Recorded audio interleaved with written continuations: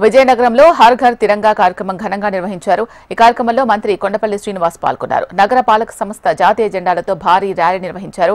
హర్ ఘర్ తిరంగా అనేది ఆజాదీ కా అమృత మహోత్సవంలో భాగంగా ప్రజల్లో దేశభక్తిని పెంపొందించే కార్యక్రమం అని మంత్రి అన్నారు. జిల్లాలోని ప్రతి ఒక్కరూ తమ ఇళ్లలో జాతీయ జెండా ఎగురవేయాలని మంత్రి కొండపల్లి శ్రీనివాస్ అన్నారు.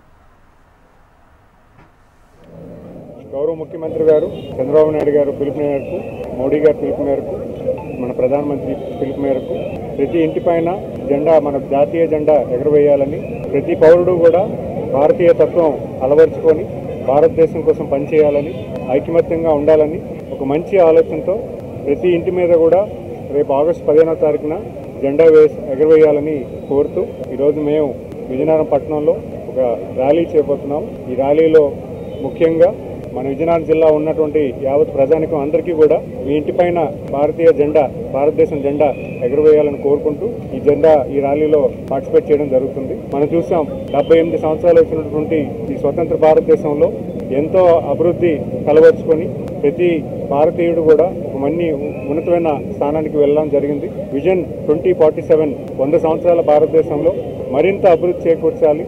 దాన్ని చేకూర్చాలంటే ఖచ్చితంగా ప్రతి భారతీయుడు దాంట్లో భాగస్వామ్యం అవ్వాలి.